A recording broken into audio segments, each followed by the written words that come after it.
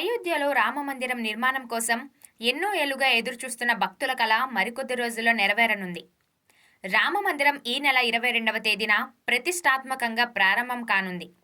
రాముల వారు సీతా సమేతంగా ఆలయంలో కొలువుదీరబోతున్నారు. దీంతో అయోధ్య రామమందిరం చరిత్రలో నిలిచిపోనుంది.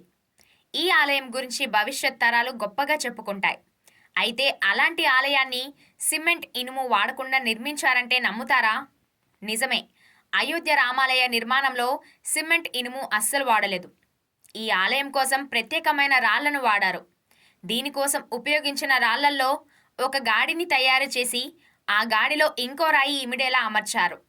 ఇలా ఒక రాయితో మరో రాయి కలిసిపోయి రాళ్లతోనే ఆలయ నిర్మాణం జరిగింది.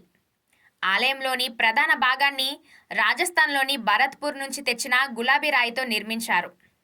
ఈ రాయి చాలా బలంగా ఉంటుంది, ఎక్కువ కాలం నిలిచి ఉంటుంది.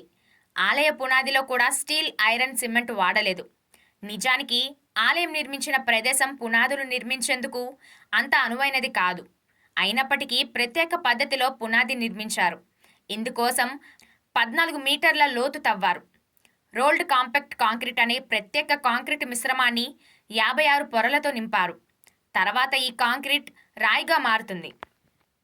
ఇనుము, సిమెంట్ వంటివి వాడకుండా ఈ కాంక్రీట్తోనే పునాది నిర్మించారు. అనంతరం 21 అడుగుల ఎత్తైన ప్లాట్ఫామ్ నిర్మించడానికి కర్ణాటక, తెలంగాణ నుంచి తెచ్చిన రాయిని ఉపయోగించారు.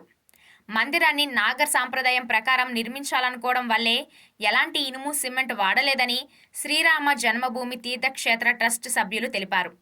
ఉత్తర భారతంలోని హిందూ వాస్తు శిల్ప కళలోని 3 శైలిలలో నాగర్ శైలి ఒకటి.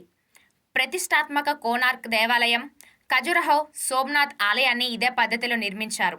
ఇప్పుడు రామాలయ నిర్మాణానికి కూడా ఇదే పద్ధతి వాడారు. అందుకే ఈ ఆలయం ప్రత్యేకంగా నిలిచిపోనుంది.